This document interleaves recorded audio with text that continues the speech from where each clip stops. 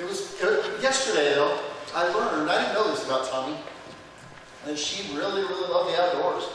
And I never knew that about her. She loved going out into the great outdoors. And it was weird because it kind of fit into what I was thinking about for our message. Because when I was growing up, my parents, and many of you already know this about me, my parents, I don't know what it was, but they loved Estes Park. They loved the Rocky Mountain National Park. We spent hours driving and hiking up in Estes Park and Rocky Mountain National Park. My parents are there this summer again. I mean, they're there all the time. My dad, he drives one of the buses that goes up into the park. And he always says that he has the best office window in the world. You know, he gets to see great things as he's driving people. But I remember back to a time, I remember the very first time that I paid attention to the scenery as we were driving. We're driving up, and we would always go up Old Fall River Road and up Trail Ridge Road. And if you've ever been up there, you'll notice there is a gradual change in the trees and in the plants and even in the wildlife that are there. But I remember the first time I remember seeing what was taking place in this imaginary line called timberline. There are trees all over the world. But once you get to a certain altitude, there isn't enough air, heat, or even water to help keep the trees alive. But if you've ever gone above the timberline and just sat, if you've ever gone up there and just find someplace just to sit and watch, you'll still see life. You'll still see animals and plants. And the plants and the animals that thrive in that climate, they're tough. They're hardy. See, this is how our spiritual life should be with God the Father. We know that the conditions of our world, they're harsh. We know that we're going to have to battle the elements of what we call life. We know it's not easy. But we must stand. Amen?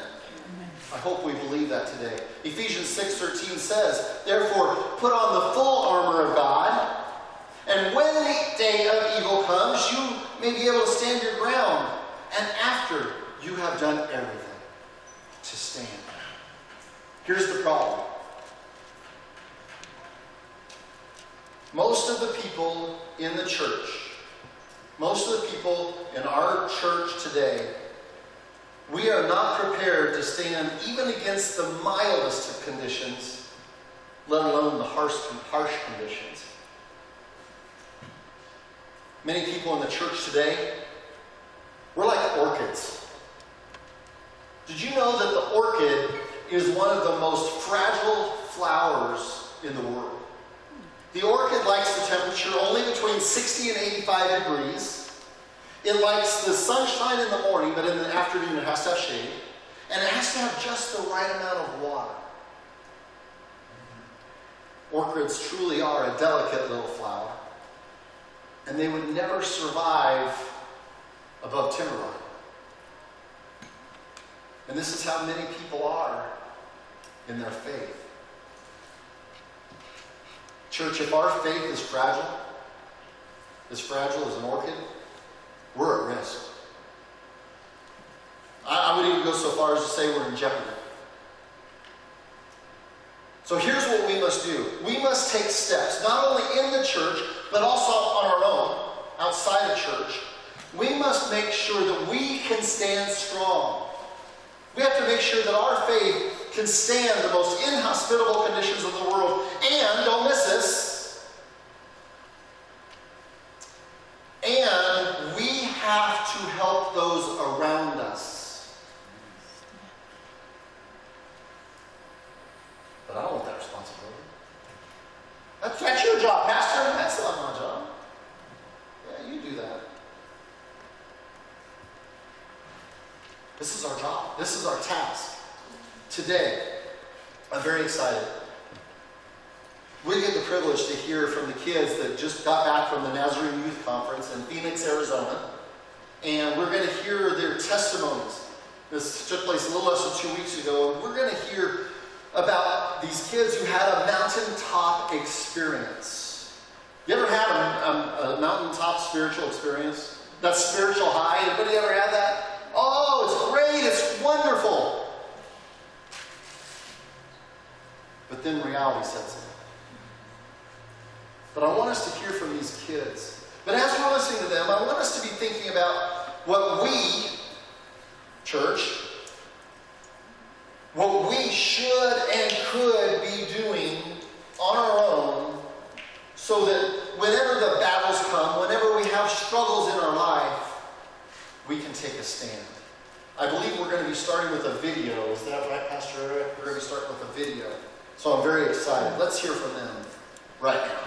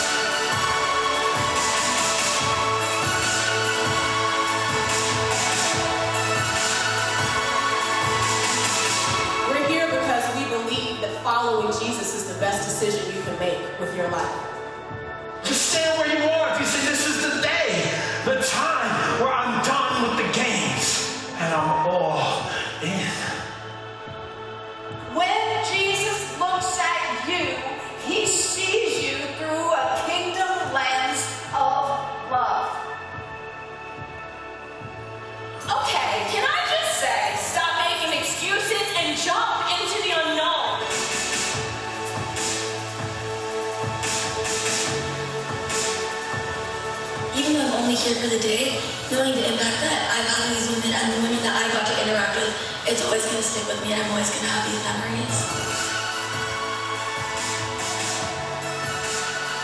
I've gotten to see, witness, and talk to people that I would have never encountered before, and I just think that's great that we have the opportunity to show love. Always find an opportunity to help others around the world and kind of share that compassion God has for us. And to always look for those opportunities. There is always a place to minister to people. Whether it's big or small things, people can always be affected by anything that you do.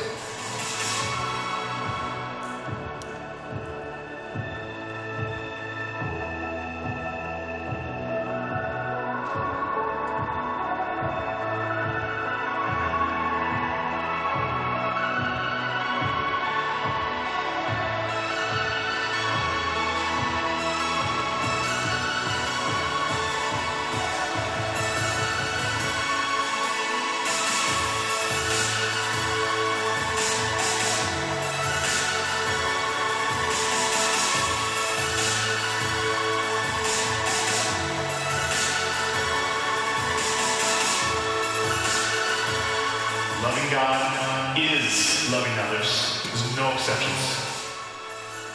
You are held in the fabric of God's holy love. There is nothing that can keep you away from the love of Jesus Christ. Success is not compared to what everyone else is flying. Success is completing what God has you to do. So we will love God. We will love others. We will live love. So go in peace.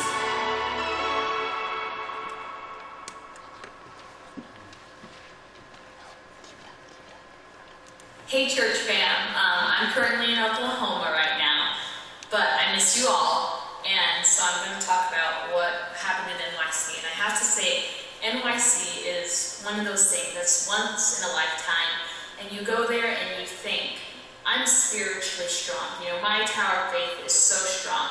But then you go there, and just like one of the pastors there, Pastor Stretch said, you kind of look at it and you go, man, I don't do the most. I don't even do a lot, you know.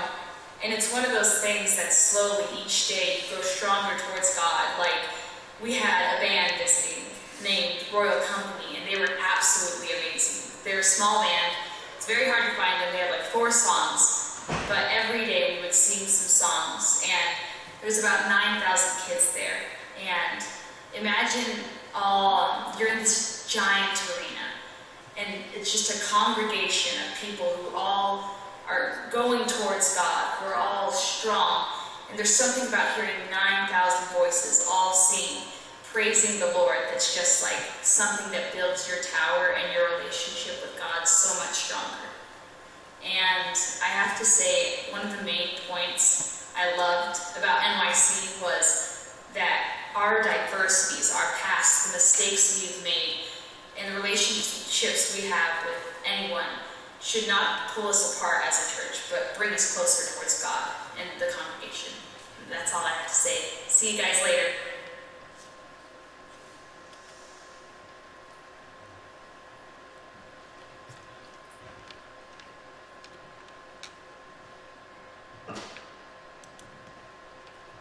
Could I have Anna, Kate, and Ray come up, please?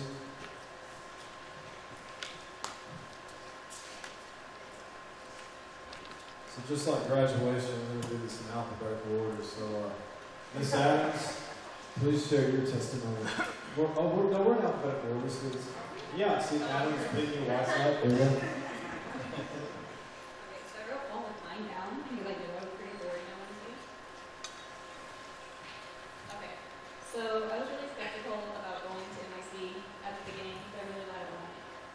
I normally don't talk to people outside my small group, and that was at the beginning of the week. But about Thursday, Friday, I started stepping out and talking to a small group of people that I now can call pretty good friends, and I will miss at camp. And NYC was great all around. There's not enough time to explain everything. There were so many great different speakers, but my favorite was Pastor Stretch Dean. And you know, plungers and Oreos don't go together in a sermon. But you know, Pastor Stretch went and used Oreos to show, you know, do we give our all? And he'd have a whole pile of Oreos on a table, and you know, he'd do a little bit. You know, he'd go to church every Sunday. He'd take some Oreos. He would go to church Wednesday nights. He'd take some Oreos out. He would obey his parents. He would take some Oreos out. But step back and look at it, and how much do you really do? Do you give your all to God? So the Oreo part was really cool, the way he did that. And then he had a whole story from when he was a counselor at camp about, you know, the problem with apples. I'm not going into detail about it. But, you know, he used the plunger, great story. But what I got out of it was the plunger was like your sins, the dirty part of your life that you don't want to show off. You don't want to go waving all your sins in front of everybody. You want to kind of hide it in the back of you. Just keep it to yourself. You don't let the others see it. So just the way he used random everyday objects and turned it into a whole sermon was amazing. And then lastly, Legion.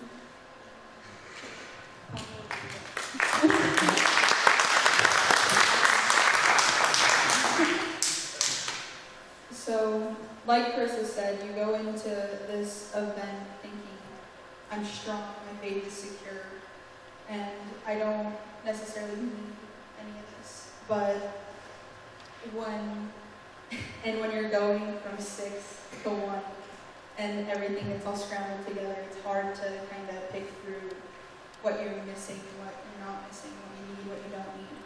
But one thing that did stick with me was we get told all the time as young people that we're the future of the church and that we need to be like ready.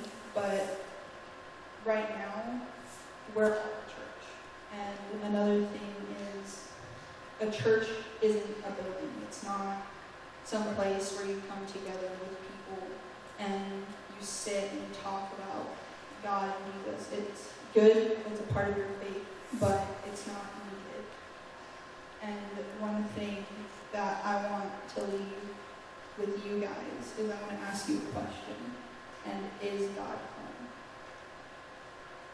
home?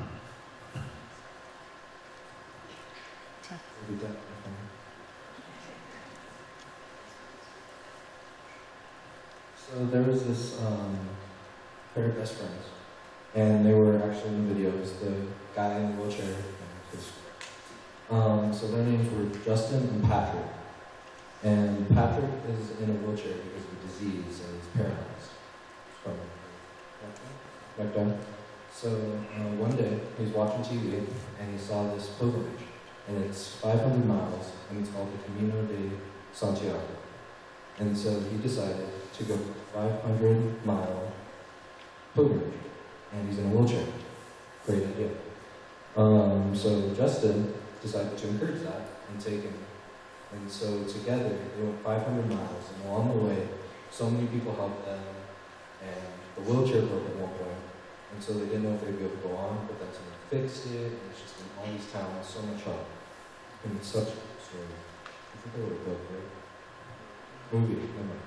So, I'm gonna watch that. But, what I got from that is, we should all come together just to help each other.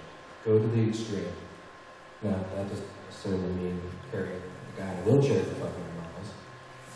We should all be there for each other. As fellow Christians or even non-believers, we should do whatever possible to help them in their faith.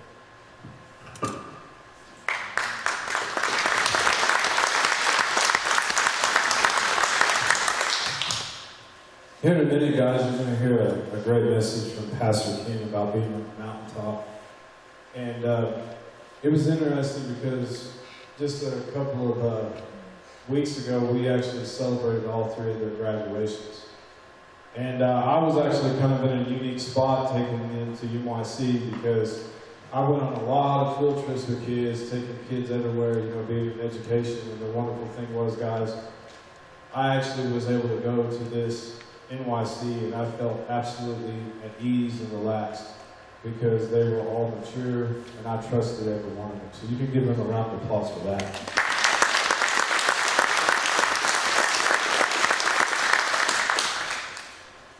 One of the things that stood out to me was actually that I love that phrase that Gustavo said. He goes, "There's nothing that you could ever do to keep yourself away from the love of Jesus Christ."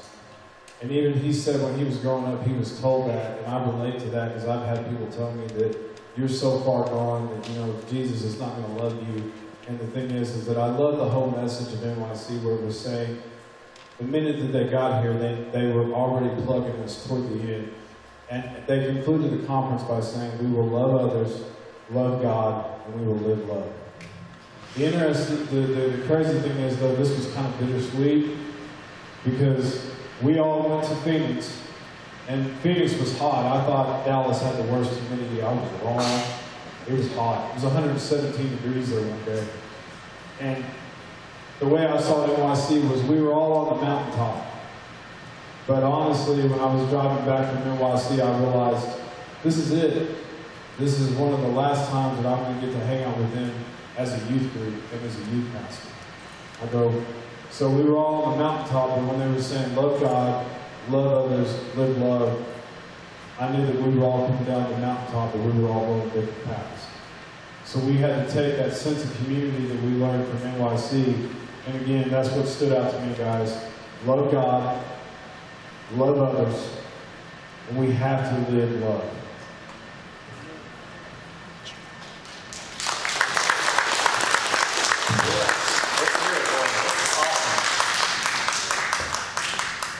The only thing I think I would challenge is those kids were well behaved. There's that bicycle kid who ran.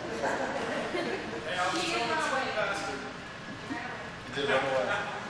I'm just saying that we've got to watch out for him. So in 4 years, if you are going to be finish 9th through 12th grade, you will have the privilege of being able to go to the next NYC. There's rumors, we don't know, But there's rumors it's going to be in Toronto, Canada.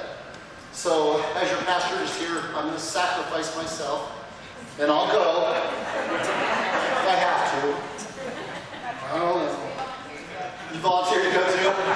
So we'll have 3 teams and 27 sponsors go. Okay.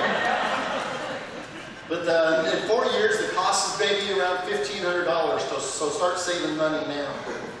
But I tell you what, it was awesome. Eric got back to my house, and Carissa jumped out of the Suburban, and she was just, her feet didn't hit the ground. She was just like excited, and she just wanted to tell me. And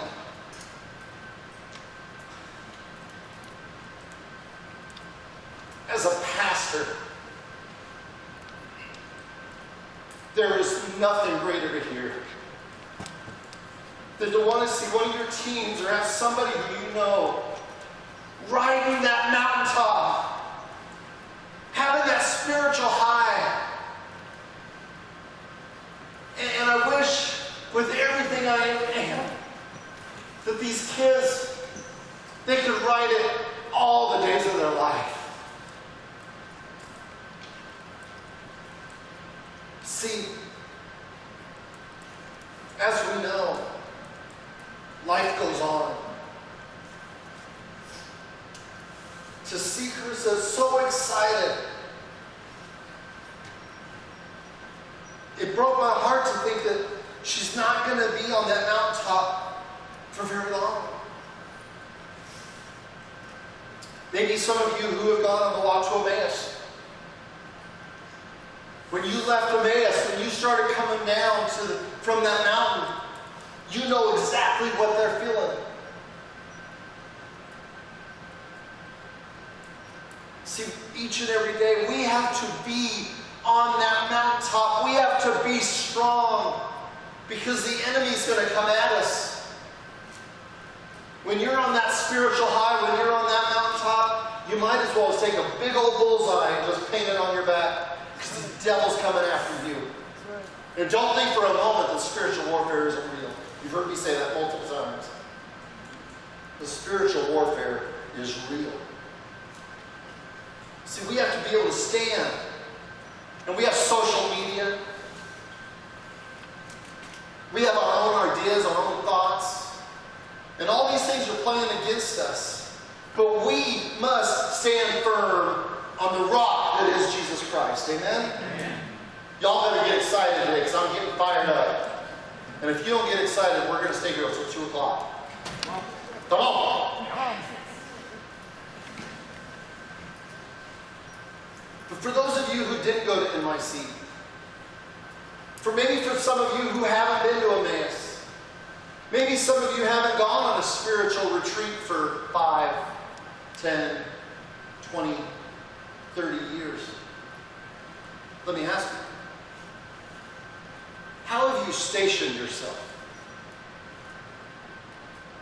Sounds like a strange question, doesn't it?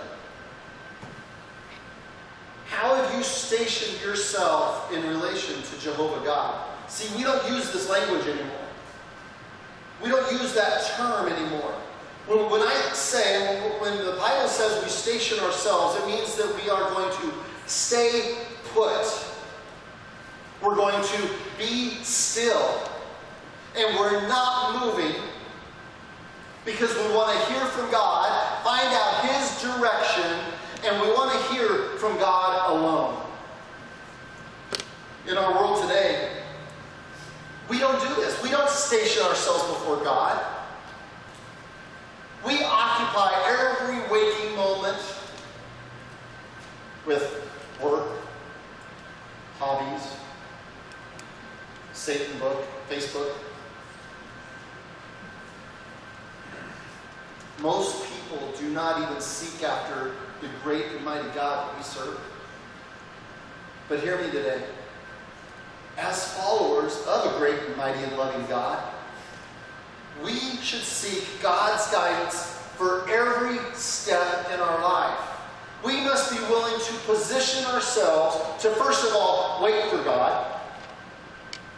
Secondly, to hear from God. And thirdly, you may not want to hear this, you might want to plug your ears. do what he says.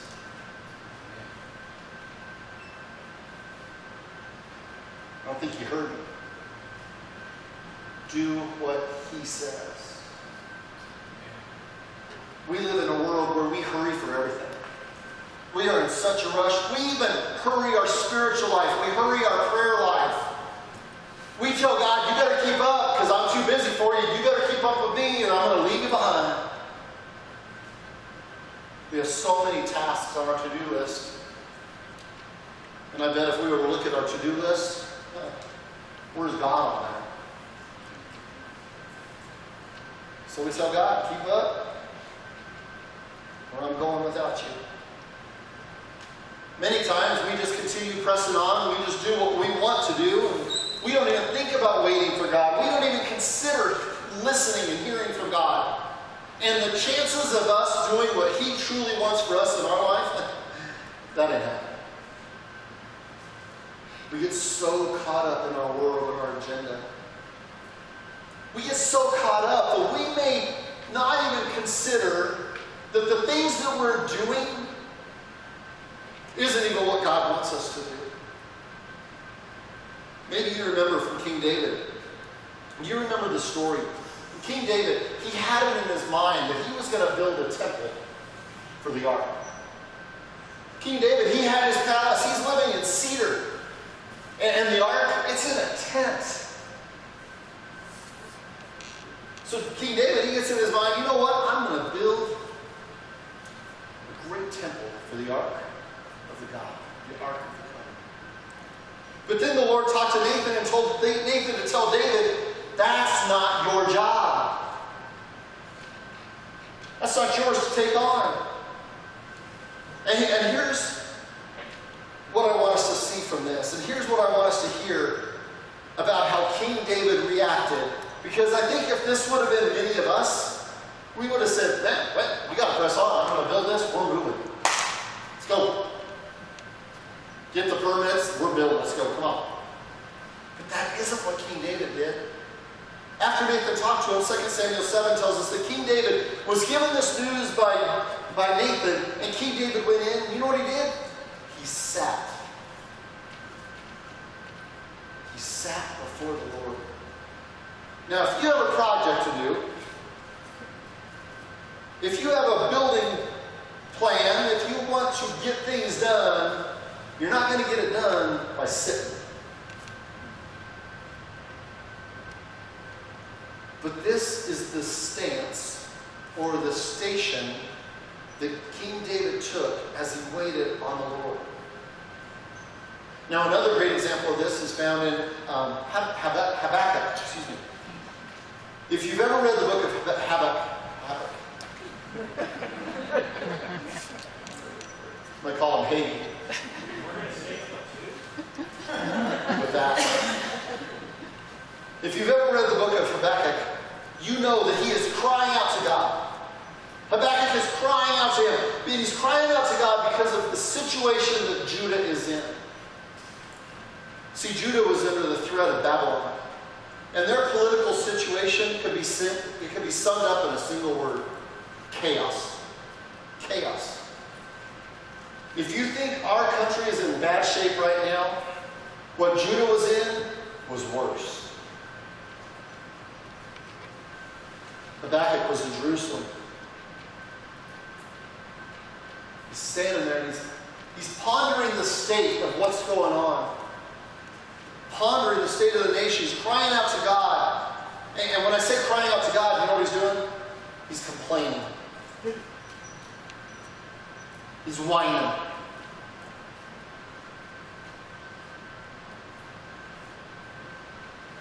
He's complaining to God because the nation is being judged. Judged because of their disobedience. But what we can learn from Habakkuk, I'm going to say it again, is this. And here's what it says in 2:1. I will stand at my watch and station myself on the ramparts. I will look to see what he will say to me and what answer I am to give to this complaint. So this prophet, he's looking for answers. He's looking to God. He's looking for a word from God. and he's going to stand at the watch. He's going to station himself on the city wall, and he's going to wait. He's going to wait on the Lord. But what we can see from both of these examples is this. They're waiting. The Lord's ready to move. But in our two examples, we have to see both of them. They sat, they waited, and they were willing to trust in the answer that was going to come from God the Father. If we trust in God, if we truly trust in the Lord, then even when we aren't on the mountaintop, we can have His strength regardless of what is going on in our world today. That's where we need to be. And that's where we need to position ourselves. Now, if you have your own Bible, I want you to turn to Isaiah 40. My prayer today is this. Because this is a passage we've all heard. This is a passage that we have probably heard several times. But what I want us to see today is how we can find this strength and where our strength comes from. So if you have your own Bibles, open it up to Isaiah 40. And if you're able, stand with me for the reading of God's Word. Isaiah 40, verses 28 through 31. Here's what it says. Do you not know? Have you not heard? The Lord is the everlasting God, the creator of the ends of the earth. He will not grow tired or weary, and His understanding no one can fathom. He, God, gives strength to the weary and increases the power of the weak. Even youth grow tired and weary, and young men stumble and fall. But those who hope in the Lord will renew their strength. They will soar on wings like eagles. They will run and not grow weary. They will walk and not be faint. This is the word of the Lord. Amen? Amen. Amen. You may be seated.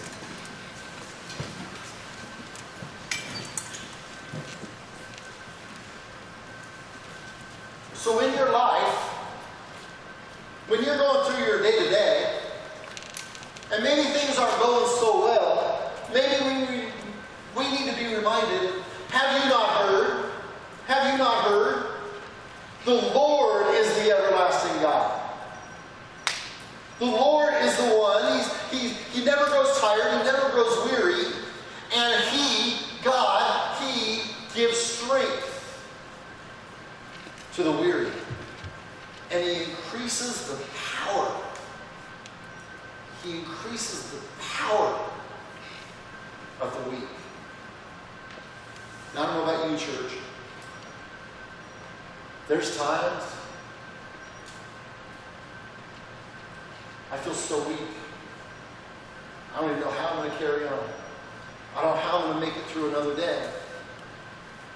But see, I know that His power can be my power if we just trust Him. So in order for us to maintain spiritual strength, and what we're really trying to do, and I hope we're seeing this today, what I hope that we're trying to see is that what we're trying to avoid is those spiritual valleys. Because if we're being honest, if we're going to be truly open and honest, most of us probably feel like we're in the valley more than we're on the mountaintop. And when we feel like we're in the valley, we feel like there's cliffs all around us and there's no way to get up. But that's a lie of the enemy. Because we just read that He gives strength to the weary and increases the power of the weak. Yeah, we're going to grow weary. We're going to get tired. We may even stumble, and we may even fall. But if we trust in God, if we put our trust in Him, we can soar. Amen. Right. God loves you so much. Hallelujah. He wants each and every one of us to soar. on wings like eagles. So I want to give us 3 great points that we have to integrate into our spiritual life. So first of all, I'm going to make an assumption. I never should, but I'm going to.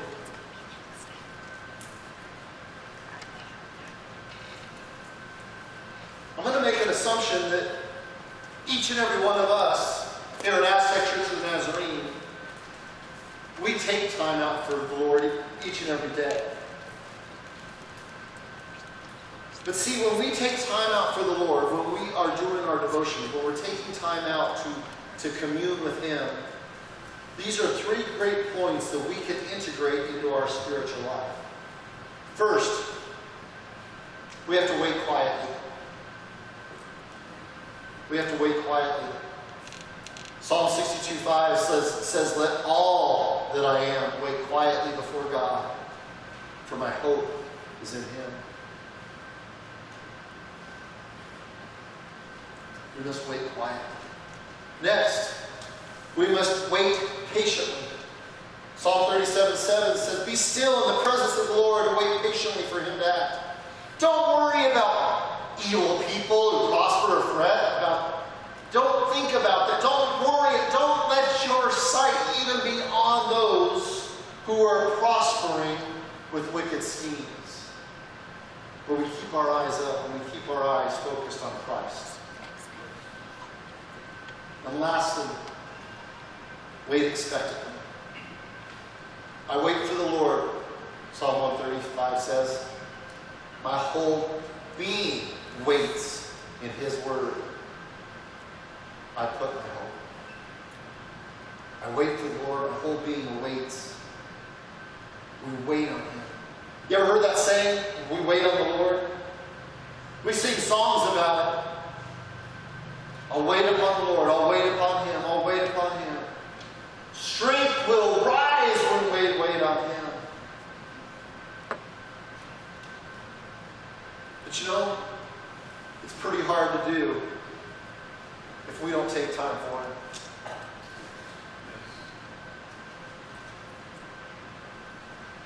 It's pretty hard to wait expectantly on the Lord when we're moving so fast that He can't get our attention. And it's pretty hard to hear from the Lord if we don't wait to hear what He says or make it an intentional act to hear from Him. And here's my final point. If you attend church once a week or maybe even less, I would challenge you and say maybe your faith is probably more like an orchid. It may seem beautiful. It may be appealing. And we can easily fool ourselves that it's healthy, it's beautiful, it's good. But when trouble comes, it dies. See, our faith should be able to be hearty and strong. And we must constantly be nurturing and strengthening our spiritual life. So when trouble comes, because we know it will, when trouble comes, we know that we can trust in God, and we know that His strength becomes our strength. We have to position ourselves, church,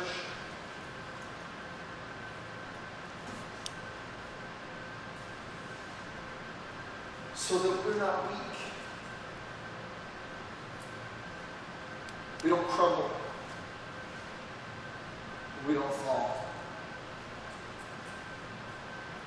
As our praise and worship team comes up to the front, I'm also going to have our teens come to the altar. Tomorrow our teens are going to be going to teen camp. John and Mino, if you would come to the altars too, please. I want to pray for you. And what I'm praying for these teens who are going to be going to teen camp is they're going to be praying at the altars. I pray that they have a mountaintop experience, but I also pray that they grow in their strength.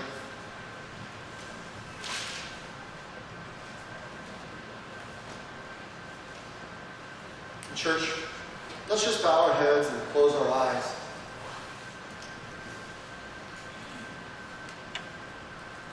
And I want to ask you here today, I want to ask you, how's your faith?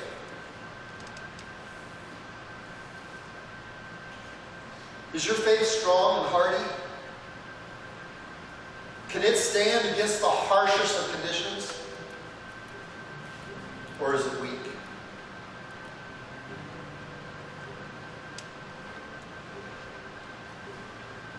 If your faith is more like an orchid, fragile and weak, would you be so bold as to raise your hand here today? Amen. Amen. So those of you who are bold enough to raise your hands,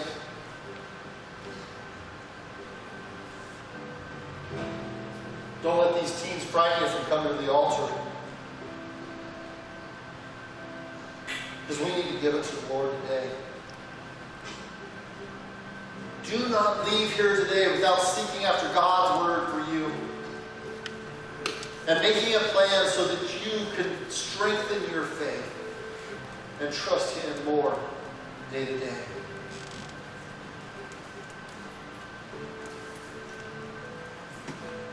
So, dear Heavenly Father, as we come into your presence, Lord,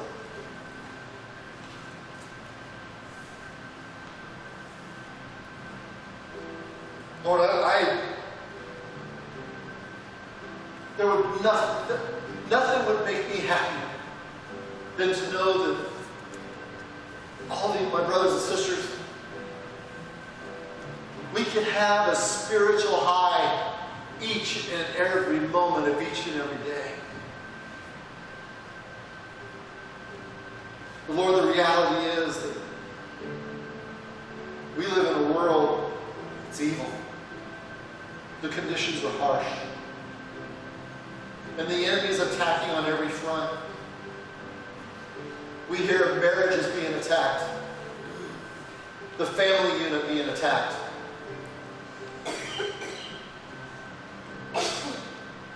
We hear philosophies and teachings that are being accepted on YouTube and on social media. And Lord, these lies are being accepted by those in the church.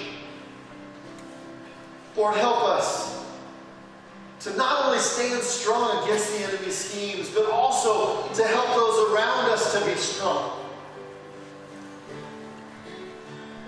Help us to put on the full armor of each and every day and know that your truth is what we need to guide us each and every day. But Lord, I know we cannot do that if we do not know your word. So if there is someone here today who they don't even read the Bible during the course of the week, Lord, I pray that they are just feeling this overwhelming sense that they need to be in your word each and every day. And Lord, it's still not enough. We need to be immersed in you each and every moment of each and every day. Lord, fill us up so only you overflows from us. We need you. Every hour we need you, Lord.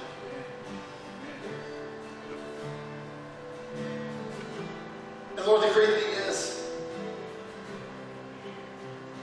your promise says that never will you leave us and never will you forsake us. And that same power that rose Jesus from the grave is the same power that lives in us. Help us to claim that power today. Make it our own. So Lord, I pray for these teens.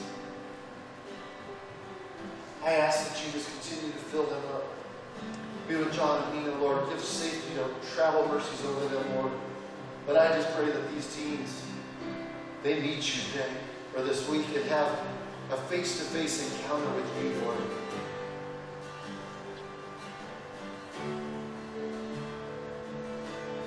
Lord, all those who are bold enough and courageous enough to come seeking faith. Lord, I pray that you just fill them up. Fill them to overflowing. Help them to put their trust in you each and every moment of each and every day, so only you remain.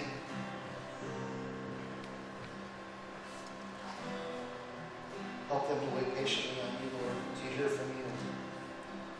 And most importantly, to do what you ask. Because, Lord, it's not about us. Like the song says, I don't care about leaving a legacy. It's only you, Jesus. It's only you.